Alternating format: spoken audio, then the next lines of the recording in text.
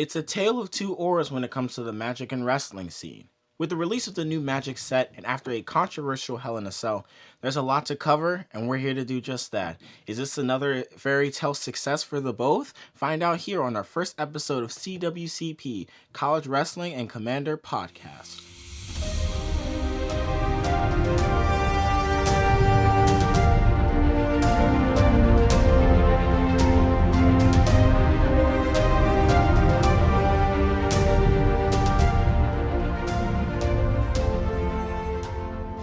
Hello. Welcome to finally the very first episode of the College Wrestling and Commander Podcast, or CWCP. We are going to be here to talk about everything wrestling and everything Magic the Gathering, specifically focusing on the format Commander. My name is Ayinde Roberts, and I will be your host, along with one of my good friends, Eugene. Eugene, thank you for being here with me, man. Anytime, man. Anytime. So we have a lot to cover, so I'm going to get right to it. Just a couple weeks ago, Magic the Gathering released its newest set, Throne of Eldraine, and it is a smashing success. I think we both can agree. Yeah, it's like the most beautiful thing ever, to where it's like Arthurian Let meets with medieval times and just comes together in a beautiful succession. Yeah, there's a lot of great cards in the set, and we're actually going to go through our 5 favorite cards specifically for the commanders, for the commander players out there. Like, what are our 5 favorite cards in the commander? And we'll just go each will go 5. We'll say our 5, and then we'll go from 5 to 1. So I will start, and I will go number 5 is Fabled Passage. Fabled Passage is a land, and it says sacrifice Fabled Passage, search your library for a basic land, put it onto the battlefield tapped, then shuffle your library. Then if you control 4 more lands, untap that land. Now this card is just one of those Paradox Engine kind of cards where you can put this card in any deck and it works extremely well, especially in a lot of ramp heavy decks where you can get like 4 lands easy in like turn 2. This card just says get another land and put it onto the battlefield. Yeah, because it brings into a new aspect of the fetch lands back in the Battle for Zendikar and way before that in Zendikar, because you're fetching for that land and you get that basic land. Now we're so used to Evolving Wilds, which makes the basic lands enter the battlefield tapped. Now Fabled Passage is just like, nah, we're not going to worry about that. You have 4 lands, we can untap that land for you. Right. And I believe it's now your turn, Eugene. What is your number 5? My number 5 is Corvold. Ooh, Corvold. Corvold, the Fey Cursed King. He is a legendary creature, Dragon Noble. He is a 4/4 with flying, and he cost a black, a red, and a green, and 2 generic mana. He has flying, and whenever Corvold Fey Cursed King enters the battlefield or attacks, sacrifice another permanent. When you sacrifice a permanent, put a +1/+1 counter on Corvold and draw a card. I chose this one primarily because I am an Aristocrats fan. And I couldn't do Aristocrats without splashing in white. Now I can add in that green, the Jund colors, just so well, and it just works so much because I can just swing it out and just make Corvo so much bigger, and then I can just end the game real quick. So much fun. And when you think about again, you have the ramp factor with green, you have the sacrifice and destroying creatures with black, and then you have everything great with red. That's a deadly combination right there. With a commander that is that like good. Yeah, he's a 4/4 at first, but then it automatically becomes a 5/5 when it enters the battlefield, and every time it attacks, it just gets bigger. Exactly. And I would run that in some of the sacrifice token decks. Like, normally I believe that Corvold could go to tier 1 if it wasn't for Food Chain Prosh. Right. And if it wasn't for any of that, this could go into Food Chain Prosh. Yeah, and that's what makes it even better, is that not only could it be a successful commander, it's also a successful card in the 99. And oh my gosh, so good. So good. And I'm gonna go. All right, let's go into our number four picks. I actually thought a lot about this one, but my number four is going to be Steelbane Hydra. Hmm. Steelbane Hydra. It's an X and green for. Is Steelbane Hydra enters the battlefield with X +1/+1 counters on it, and you pay 2 in a green. Remove a 1/1 counter from Steelbane Hydra. Destroy target artifact or enchantment. Um, there's a card called Wickerbow Elder that is almost the exact same way, except it comes in with -1/-1 counters, and you pay a green to remove a -1/-1 counter to destroy target artifact or enchantment. Okay. This is that, but so much stronger because again, it's a mono green. You can put this in literally any green deck. All of the green cards, I feel like you can put in any green deck and it works. And when you can ramp into making a Steelbane Hydra like a 9/9 and then be able to just keep tapping 3 to just shoot down some artifacts, and it's still a big beater in and of itself. All it needs is to have trample, and that card is fantastic. Oh yeah, and it definitely takes out some of the stacks pieces. Just goes through everything because you can just sit there. All right, I have Winter Orb on the field, which doesn't allow my lands to untap, and then next thing you know, okay, I'm willing to pay that little extra 3 just to knock out Winter Orb, and just now the stacked player has to like bounce back up, and it's just oh my gosh, that card is really good even in the late game play, early game play, or just if you just need to beat it down. Right. If it can enter as a 3/3 and still be really good as a 3/3 in the early games, or you can pump it to like a 12/12 late game and then just be like I can shoot every single artifact or enchantment on the battlefield down and then still have enough power to hit somebody for a lot of damage. Nice. Yes, and that's what's going to be a very good game ender and game crasher, just bringing it through. So my number 4 pick is actually there. You're going to sense a theme here. I love the color red, and the next one is Torban, Thane of the Red Fell. He's a legendary creature, dwarf noble. He costs 3 red mana and 1 colorless mana. And he says, if a red source you control will deal damage to an opponent or a permanent an opponent controls, it deals that much damage +2 instead.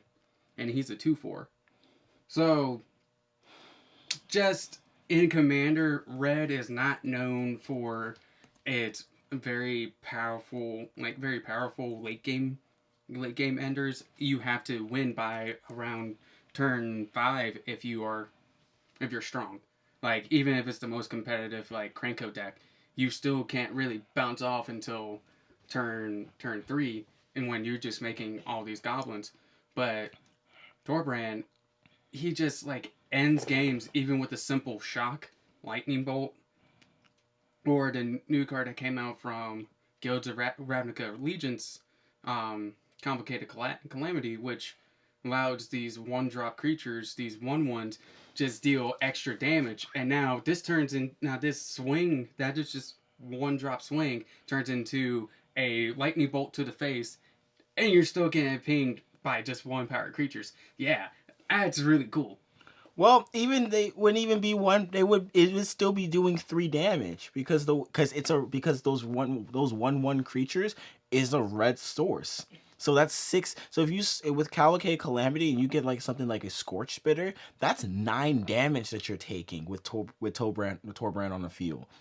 That's incredible. Mono red burn can it feels like it's even more viable now than it was before because you had in War of the Spark you had Jaya, but again she's a planeswalker and planeswalkers really don't see they don't stay on the battlefield very long or very often. Mm-hmm. And also the mono red decks are goblins. This is a perfect addition along with Cavalcade of Calamity. This card's crazy. And yeah, this card's just crazy. I was listening to that when you're talking about Cavalcade of Calamity. I was like, that's perfect. I can see that. I'm going to move on to my number 3, which is another legendary. I'm going to stay there really quickly. I'm going to let you know right now, the last 3 are legendaries. They're not all legendary creatures, but they are legendaries. My third one is Sir Gwyn. Hero of Ashvale. Sir Gwyn is a 3 in red, white, and black, so she's Mardu colors. Um, she is a 5/5 human knight with vigilance and menace. Whenever an equipped creature you control attacks, you draw a card and you lose 1 life. An equipment you control have equip knight 0. Wow. Yeah, man. Wow. Talk about a commander. Oh yeah, totally. Um, I like the idea of having a knight tribal deck, and Sir Gwen makes it so much more viable because you even the most costly enchant artifacts or equipment spells that you have that have these big equipment costs. If you have a knight, you can equip it for free almost immediately, and you still draw a card. And yeah, you lose a life, but you're playing white, which means you have access to life gain. Yeah. And you're playing black white, so all you have to do is just run like something like or Cruel Celebrant or Impassioned Orator. Cruel Celebrant's a really good card. Corpse Knight even Yeah. works in this deck, and even with the added vigilance and menace, which means that it's going to be taking out creatures like it's nobody's business. So this is a great commander, and I think if I want to build another commander, I would love to build Sir Gwen. And though I totally agree with that. The biggest thing with Sir Gwyn is totally the fact that it gives Voltron a new essence of competitiveness. Though it's not still Voltron's still not going to be tier 1, but it definitely moved it up from tier 2.5 to tier 1.5. It's literally because knights have equipped 0. You really don't have to put any other knights on there. You can just do a full Voltron deck strategy just around Sir Gwyn, and then you just play her, and then next day, no, you have Luxodon Warhammer, Argentum Armor, which literally is equipped 6, and when it attacks, destroys target permanent. So that can literally end a game just by equipping 0 to it. And so just the sheer fact that now equipments we control have Knight equipped 0 just adds in that extra added effect to where Sir Gwyn can just like end the game instantly. Yeah, and I don't know if you heard this, but Sir Gwen is also a knight, so you can even equip her with things immediately as she hits the battlefield. That's a great commander. All right, Eugene, you're number 3. Alrighty, my number 3 is the one that was taken from my hands when buying those brawl decks, but I couldn't do it because I was in class during that time frame. My number 3, though some of you may disagree, is Alayla, Artful Provocateur.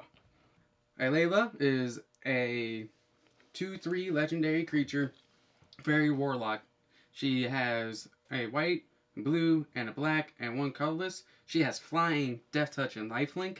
And then other creatures we control have flying, and other creatures we control with flying gets +1/+0. And whenever we cast an artifact or enchantment spell, create a 1/1 blue fairy creature token with flying. So every artifact and enchantment spell you cast while Leo's on the battlefield becomes immediately a 2/1. Exactly.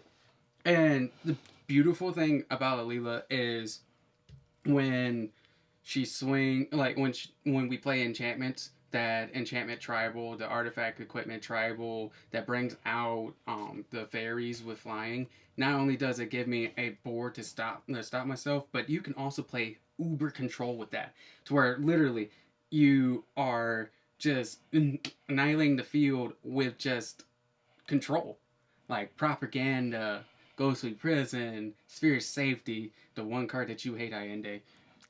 I Spirit of Safety is a good card. It makes me angry when I see it played. Alayla is so versatile because you can go with the enchantment strategy, you can go with an equipment strategy, you can go full control, full stacks. Like literally, you can do all these enchantments that really hurt your opponent, and then next thing you know, just flash in a dictate of Erebos and just like, so I swing out and find a sacrifice outlet, and the next thing you know, just wipe the field just with that. Like that's what makes her so good and so versatile. Yeah, and there's definitely a ton of ways to create multiple tokens at once. Like, I know I run an Anointed Procession in my Kalia deck because she wants to create a lot of dragon tokens, and makes double the tokens. If you have that card in a Leela, and every single time you cast an artifact, it can be a 1-drop. You can play Swiftfoot Boots and you create 2/2. You create 2/2/1s. Right. That's insane. Exactly. Lightning Greaves, 2/2/1s immediately. Oh yeah. And especially since she's in Esper colors, there is control, which means you got access to stuff like Thought Erasure. You got access to stuff like, well, every counterspell known to man. Oh yeah. Beautiful counterspells. You got Azorius, so you got access to Dovin's Veto, which is probably one of the best, in my opinion, one of the best counterspells. It's a counterspell that can't be countered. Yeah. So glad that they only did it to non-creature spells. Right, then that card would have been busted. Oh yeah, totally. I'm going to move on to my second one, which is one I even think I was gonna like, and then I've seen it played a few times, and I was like, and then I thought, no, this is a good card. It is Questing Beast. It's a 2/2 green for a 4/4 legendary beast. It has Vigilance, Death Touch, and Haste. Questing Beast can't be blocked by creatures with power 2 or less. Combat damage that will be dealt by creatures you control can't be prevented. And whenever Questing Beast deals combat damage to an opponent, it deals that much to target planeswalker that player controls. This is, for me, this is a commander card that's better in the 99 than it is as its own commander. I agree. But if you look at this, like, again, it has the fact that it can't be blocked by creatures with power 2 or less. So that's already good in and of itself. It has Death Touch. That's already good in and of itself. And it has Haste. One of the rare green creatures with Haste. Usually you see that in a Gruul and like in Gruul or something like that. And the big thing is that combat damage that will be dealt by creatures you control can't be prevented. Bye Fog. Yes. Yes. And a lot of decks that you want to be able to prevent damage, you can't, because of while Questing Beast is on the battlefield. It's not just him, it's every creature that you control, and that is the kicker.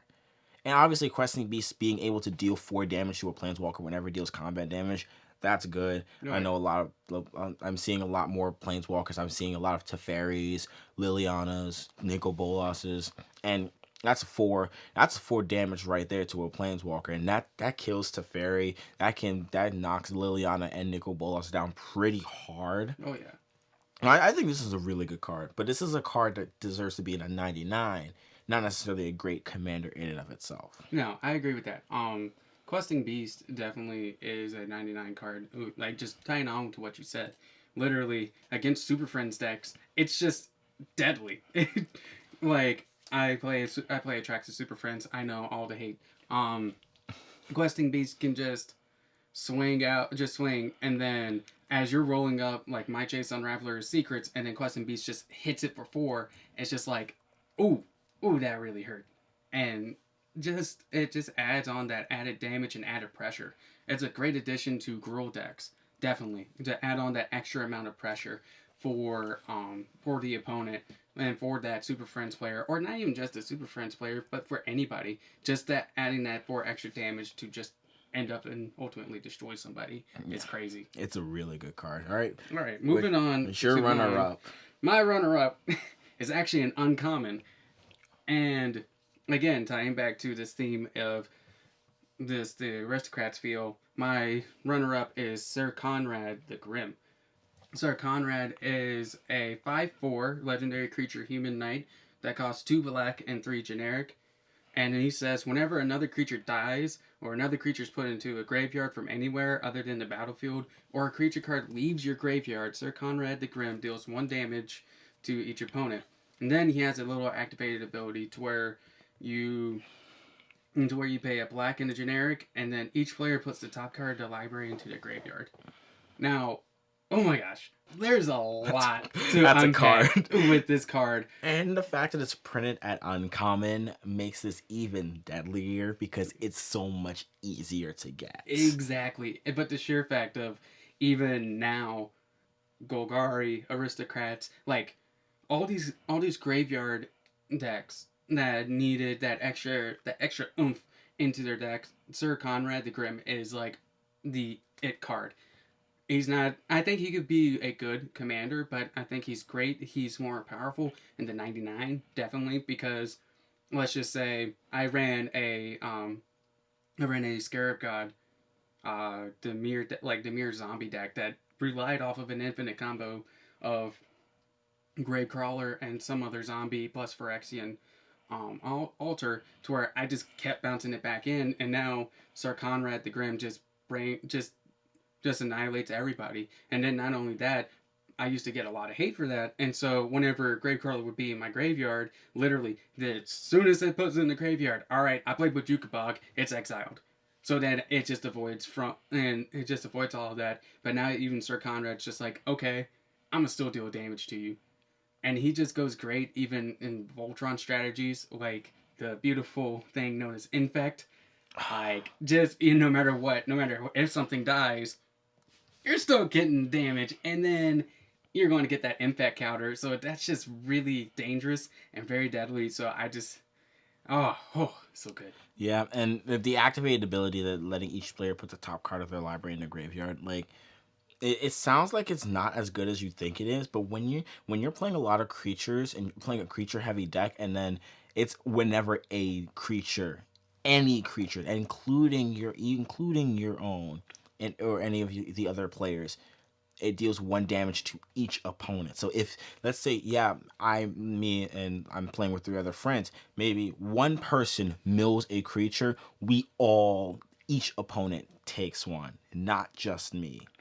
And that is devastating. Yeah. And again, if you get an infinite combo going, that's just insane. Yes. And finally, we're gonna move on to our number one. I think we both agree on this one. It's the Great Henge. Oh yeah. This Totally card is agree, dumb. man. The It Great is Henge. stupidly dumb. The Great Henge is a legendary artifact. It's 7 and 2 green. This spell costs X less to cast, where X is the greatest power among creatures you control. You can tap it to add 2 green, and you gain 2 life. Whenever a non-token creature enters the battlefield under your control, put a +1/+1 counter on it and draw a card. This card is dumb. This card is dumb. It is good. dumb, but like literally, why don't you explain to them about that Rurik Thar deck that So- just made the powerful, so, made it super powerful. I play a Rurik Thar deck that's really heavy. It's heavy with creatures, and so I was trying to figure out, okay, what do I need to make this deck even more viable?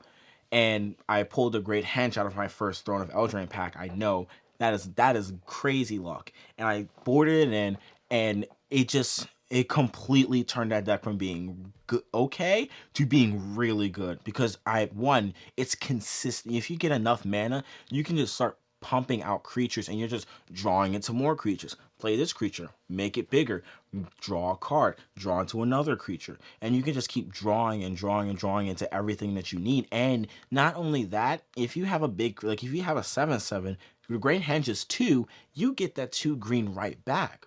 And you Exactly. gain 2 life from that. Exactly. Like, I remember when seeing this card previewed, I was like, if there is any card that can go in any green deck, this is the card. Every green deck should have a Great Henge. Exactly. Even like Elf Ball, just like Right. just putting that Morrowind, down. Morrowind, yes. Or even something like my very first commander deck, Moly Mo Demero Sorcerer, which is based off of just getting lands. Like, he just gets bigger. But then you also are like just playing creatures, because whenever a creature enters the battlefield, you get a +1/+1 counter on it, and you draw a card. And still, you're like ultimately just getting so much mana and pushing through with it. That's what's amazing. And it also goes with Omnath Locus of Mana, where literally that green mana just floats. You gain 2 life, and you're floating that green mana. So Omnath just stays big and just stays strong, and he's just like, I like that. I also have to tie in my number one. After long consideration, it was the Great Henge, but I had to also make an honorable mention with this one, and then eventually became tied with my number one. It has to be Oko, Thief of Crowns. Yeah, Oko is great. Oko's great. So Oko, literally, he's just stupid. He is a blue-green and a generic legendary planeswalker, and his +2 ability, he walks in with 4 loyalty abilities. His +2 ability is create a food token, which allows you to pay 2 and tap it to sacrifice it to gain 3 life. The next one is +1, target artifact or creature loses all abilities and becomes a green elk creature with base power and toughness 3/3. Or his ultimate ability, which is -5. Exchange control of target artifact or creature you control, and target creature and opponent controls with power 3 or less. Yeah. It's, oh my gosh. Oh my gosh. When I first saw this foiled, I was so happy. Primarily because I wanted to add it into my Atraxa Super Friends deck, but not only that, I also mentioned this to one of our buddies that we play with who plays Simic. Literally, just roll it up. Now you could just say goodbye to Atraxa. Losing Yeah. all those abilities, or my very deadly Lavinia deck. Oko's just sitting here like, you remember how I have an omniscience to play, and whatever I play is going to be countered. Yeah, I'm gonna roll them up now. Lavinia's a 3/3, though they get that added advantage sometimes of having a 3/3 beater, but considering that all like the vast majority of cards that Magic has, Oko just turning that into a 3/3 like it's nothing. It is so dumb and it's It's so it's cool. a +1, not a -1. That's That's not a also minus what makes ability. it so That's what dumb. makes it. That's what makes that card. It's the most right now. It's the most expensive card right now on Card Kingdom at 37.99. And second is Questing Beast, and then following up in a third is Alila Artful Provocateur. Questing Beast sitting at 22 and Alila at 21. But there's a reason Oko is at near $40 because that card is really good. Exactly. So yeah, the throne set turns is a fairy tale success, Oh but yes. the what's not a fairy tale success is the last WWE pay per view, Hell in a Cell. There's there's a lot to talk about, Oh. and yeah, and we have a lot of feelings, and we're gonna have to go through those right now. Just get the big one out the way. That main event. So you just let's just talk about that main event. Funny, Yeah. it was funny. It was during our fall break. Ayende and I were watching Hell in a Cell together, and literally we were so into the match. Like the storytelling finally was something that fans wanted in years that they've been asking for. This person that could finally replace the Undertaker in terms of this person is kind of immortal. It's kind of immortal, and he's just like not being beat, like not getting beat, not getting hurt. He's doing like 10 curve stomps, and Seth Rollins is doing 10 curve stomps on the Fiend, and it's just like destroying him.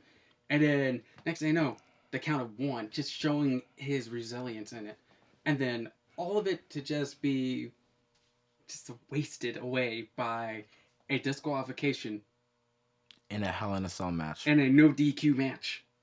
And so, just like me, a lot of other fans were outraged by it. But yeah, I remember saying, sitting next to him, and I said, in terms of presentation alone, this is one of the best Hell in a Cell matches. The entire arena was just in this deep red, and the Fiend he was scary. Like he legitimately looked scary. And everything that Seth tried to hit him with, he hit him with a curve stomp, hit him with another curve stomp, hit him with a curve stomp on a chair, hit him with a splash, put him through a table, and his kick out at the one, kick out at one, kick out at one. And he even busted out the pedigree again, Yeah, kick out at one, like and still. and with all of that momentum, it looked like the Fiend was poised to run off with the Universal title. Then there's a disqualification in a no disqualification match, in a Hell in a Cell match, which has been known to push how far a match can go. That does ruffle some feathers. And some people were saying, "Oh, it's referee stoppage because they were afraid for the health, for the character's health." But then we saw at the end of the match that the Fiend was perfectly fine because Oh yeah, he put the mandible claw on Seth Rollins, so it couldn't have been that. exactly. It was a way to show, I think, to us that WWE, while they like this new Bray Wyatt, they're not completely committed, and that's why he, in the draft that happened this past weekend and last night, he is moved to SmackDown. I feel like we're gonna see him as champion. There's no doubt, but I don't think they were willing to take a title off of Seth Rollins, even though that's what they should have done. Yes, completely. Totally. Just the sheer fact of they didn't want another Finn Balor, essentially. For those of you who don't know, who might just be getting into wrestling, what happened with Finn Balor was he moved up from NXT like that. He was NXT champion. He just lost it the night before, and then like gets moved up to Raw, and the next thing you know, he's the number one contender for the Universal title, ironically facing Seth Rollins, and then he dislocates his shoulder during the SummerSlam match, and but Finn Balor still ends up winning. And so now your Universal Champion, your very first Universal Champion, is out of commission and is hurting. But the sheer fact that they didn't want another one of those coming through, it's like, oh, the Fiend needs to find different people, like needs to face a different people, have a skill set of everything. But when you're the hottest commodity, like literally back in the day, back in the Ruthless Aggression era, when they called Brock Lesnar the next big thing, like literally, when the Fiend is the next big thing, you're pushing him to the moon. You need to strap on that Universal title, Yeah. and just like push through, and just like, okay, we'll continue working through it, and just let it flow. And when people start getting tired of it, then they get tired of it. Remember, like Undertaker had to go through that. Undertaker was this built up beast that was controlled by an urn, and when and then they try to figure out how to make him lose, but this man was undefeated for a very long time. And then even Hulk Hogan, like, lost to him and got the WWE title when his push was at his highest. So it's Yeah. just one of those things. And we're gonna go through just quickly some of the major matches and some of our thoughts, just some brief thoughts on them. The first match of the night was a Hell in a Cell match between Becky Lynch and Sasha Banks for the Raw Women's Championship. This is the time where I think Becky should have lost the title. I get agreed on that one. I've very outspoken about how I'm not into Becky Lynch as much as I was when she won the title at WrestleMania 35. I thought it was great that she did. She deserves it. Now it sort of feels like it's stale because she hasn't been giving that there's not that competitive edge, and now she has that in Sasha Banks. There should have been a time where they could have moved. They could have taken the title off of Lynch, have her in a feud with a more determined and more ruthless Sasha Banks, who is embracing her heel persona that made her one of the biggest commodities on NXT. Yes. Hashtag female Cena wins lol. Right. Another one, Daniel Bryan and Roman Reigns beating Rowan and Luke Harper. This one had to happen. Yeah, it had to happen, but the ending of it, I really think that Daniel Bryan should have stayed heel, or Roman Reigns should have turned heel, to where literally it was just like, okay, we did this, but I still don't forgive you for, for having somebody try to run over me, and then Superman punch. Right. Really quickly, just your quick thoughts on Randy Orton versus Ali. It was a quick match that was set up during the pre-show. I thought it was really good. Really good for a really quick match. Yeah. For I something think that's thrown together, yeah. Yeah, and this actually does set up a feud between Ali and Randy Orton very well. If they go through with that, I think they're both on the same show, so that it works. Just remember, RKO from out of nowhere, Ali. Just be paying attention. Ooh. And this one I wanted to talk about the Kabuki Warriors, which is, we're not going to talk about the name, but Asuka and Kairi Sane beating Alexa Bliss and Nikki Cross to win the WWE Women's Tag Team Championships. Asuka, you pulling a Tajiri and using the poison mist, quote unquote, to blind Nikki Cross and steal the pin. That was the biggest. That was like the biggest pop that I had. Oh yeah. From, especially with Asuka, who I thought is dominant, and they've even in defeat, she always felt like she was dominant, and then they just dropped the ball right after WrestleMania 34. Totally. And it was all about rebuilding. Putting her with Kairi Sane was really good because they were together in Stardom. But yeah, that was great seeing her do that, and again they're embracing this heelish persona again. That is what I like to see, is like these wrestlers embracing those heel personas. That's entertaining to me. The Viking Raiders and Braun Strowman beating the OC, which Luke Gallows, Carl Anderson, and the United States Champion AJ Styles. Standard match. This is setting up Braun Strowman versus Tyson Fury. Pretty much. it was fun. Viking Raiders, they're really good. They have yet to lose. Very agile for a bunch of like big guys. Like, ooh. Right. Chad Gable beating Baron Corbin. We're not going to talk about how they keep calling him Shorty Gable because Yeah. that's not cool. For a hashtag be a star, you're not really being a star. You're not Right. really standing up against bullying. I do like the fact that Chad Gable finally got one over Baron Corbin. I think he should have been king of the ring, but I appreciate the fact that Baron Corbin again embracing that heelish, pompous persona, and then you just have a guy like Chad Gable just coming in and taking, um, taking, taking him down. And finally, really quickly, Charlotte beating Bayley to win the SmackDown Women's Championship.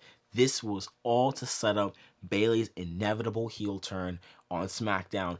And boy, now looking at it now with what we saw on SmackDown, completely, I'm so okay with her winning because again, Bayley needed a new to change character.